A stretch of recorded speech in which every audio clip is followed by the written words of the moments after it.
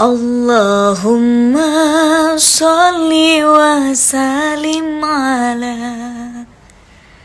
Sayyidina wa maulana Muhammadin. Kebahagiaan selalu terekspos dalam sosial media milik Lesti Kejora yang kini sedang mengandung anak pertamanya di usia 8 bulan kandungan. Ini merupakan sebuah kebahagiaan. Lesti pun mempersiapkan segala sesuatunya dengan baik, termasuk dengan pembacaan sholawat untuk sang bayi. Ini merupakan hal yang baik untuk dilakukan untuk setiap ibu-ibu yang sedang hamil besar. Lalu bagaimanakah sudut pandang Islam ketika seorang ibu sedang mengandung dan kandungannya sudah mencapai usia 7 hingga 8 bulan kandungan? Mari kita simak bersama-sama di Adam History.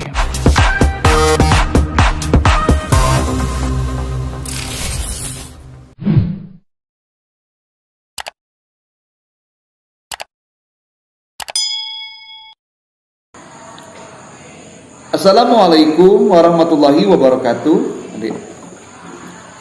Assalamualaikum warahmatullahi wabarakatuh.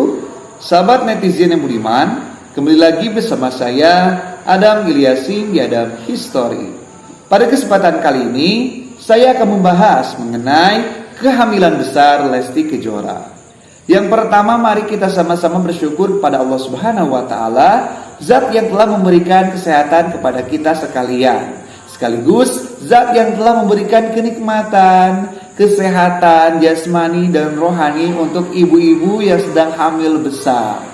Tentunya ini adalah kenikmatan yang sangat luar biasa. Apa yang kita harapkan memiliki bayi, itu Allah wujudkan sebagai bentuk titipan dari Allah Subhanahu wa taala. Nah, untuk ibu-ibu sekalian yang mungkin sekarang sedang mengandung bayinya berumur 7-9 bulan dalam kandungan, ini harus mulai ekstra berhati-hati. Artinya berhati-hati untuk berbicara, berhati-hati untuk bersikap, dan berhati-hati untuk mendengarkan sesuatu. Karena pada usia 7 bulan hingga 9 kandungan, maka bayi dalam tubuh kita itu sudah banyak sekali mendengarkan dan merasakan apa yang kita lakukan, apa yang kita dengarkan, dan apa yang kita katakan. Maka sebisa mungkin kita harus memperbanyak hal-hal yang baik, bersikap dengan hal-hal yang baik, berkata dengan hal-hal yang baik, dan selalu mendengarkan hal-hal yang baik. Nah, seperti yang dilakukan oleh Lesti Kejora ini, mendekati usia hamilnya yang sekarang sudah besar, dia selalu bersolawat ya. Jadi solawat itu adalah salah satu dari bacaan yang memang bagus sekali untuk dibacakan oleh ibu-ibu yang sedang hamil besar. Nah, karena yang sedang hamil besar ini, bayi dalam kandungannya itu panca indera yang pertama Allah fungsikan untuk bayi itu adalah telinga. Wa ja'ala lakumus sam'a wal absar. Dalam Al-Quran yang paling pertama disebutkan dari panca indera adalah telinga. Karena memang telinga itu adalah panca indera yang paling pertama Allah fungsikan untuk bayi. Sehingga hati-hati ketika kita itu berbicara, maka bayi yang ada dalam kandungan kita pun ikut mendengarkan apa yang kita bicarakan. Lalu bayi kita juga akan mendengarkan apa yang kita dengarkan. Nah, itu makanya ketika kita itu sedang hamil besar, ini bayinya itu harus benar-benar mendengarkan hal-hal yang baik. Si bayinya itu harus banyak mendengarkan hal yang positif. Ya, kalau misalkan sang ibundanya itu hafal sholawat, bacalah sholawat. Kalau tidak, ya kita baca Al-Quran.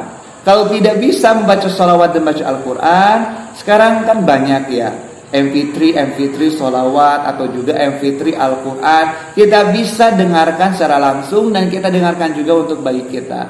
Nah, karena nantinya bayi kita akan mendengar dan akan merasakan aura positif dari bacaan-bacaan yang diperdengarkan untuk bayi kita. Apalagi bacaan-bacaan Al-Quran dan sholawat. Selain hal yang positif, itu akan menambahkan kebarokahan. Sekaligus juga kita berdoa kepada Allah SWT, nanti si bayi yang ada dalam kandungan ibu itu bisa lahir dengan selamat tanpa ada gangguan apapun. Karena tidak dipungkiri mendekati dari hari kelahiran itu akan banyak sekali cobaan, akan banyak sekali kerudetan kalau istilah Sunda ya, kesulitan. Jadi nantinya ya istilahnya itu akan repot sekali, apalagi untuk yang pertama kali melahirkan biasanya banyak sekali hal-hal yang memang tidak terduga.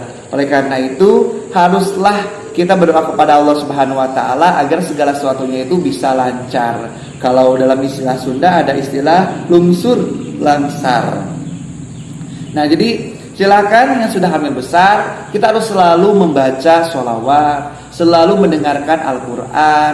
Lalu kita juga harus banyak mempersiapkan pengetahuan tentang fikih kewanitaan setelah melahirkan. Ini sangat penting sekali ya, karena banyak sekali wanita-wanita yang hamil lantas tidak mengetahui tata cara ibadah untuk ibu-ibu yang hamil. Ini nih. Jadi banyak sekali wanita yang belum mengerti ketika mereka sudah beres melahirkan apa yang harus dilakukan. Apakah mereka tetap wajib sholat, apakah mereka itu harus melakukan ibadah-ibadah ritual kewajiban mereka atau seperti apa. Nah, itu harus didalami juga masalah fikihnya agar tetap ibadahnya terjaga. Karena kewajiban itu tidak akan berhenti, apalagi kewajiban sholat hingga dalam keadaan setelah melahirkan. Namun biasanya ada istilah nifas. Nifas itu adalah darah yang keluar pasca melahirkan. Untuk wanita-wanita yang nifas itu tidak diwajibkan sholat, bahkan haram untuk melaksanakan sholat ya. Nah, itu biasanya dialami oleh wanita kebanyakannya selama 40 hari. Dan batas dari darah nifas itu adalah 60 hari. Setelah 60 hari itu, maka wanita itu kalau misalkan keluar darah itu bukan darah nifas, tetapi darah istihadah ataupun darah penyakit. Nah, ada baiknya berkonsultasi terus ke dokter untuk menanyakan apakah ini darah nifas ataupun bukan. Karena kalau sudah bukan darah nifas, maka kewajiban sholat dan kewajiban yang lainnya itu sudah harus dilakukan kembali. Mungkin itu ya yang bisa saya sampaikan. Saya berdoa untuk seluruh para ibu hamil, untuk Lesti Kejora juga, agar kehamilannya itu bisa selamat, ibunya bisa sehat, anaknya juga nanti yang lain itu akan sehat dan lungsur langsar. Oke, mungkin itu yang bisa saya sampaikan. Semoga bermanfaat. Jangan lupa untuk dukung channel ini dengan cara like, share, dan subscribe channel Adam History. Sekian, billahi taufiq wal hidayah. Wassalamualaikum warahmatullahi wabarakatuh. Allahumma sholli wa sallim ala Sayyidina wa maulana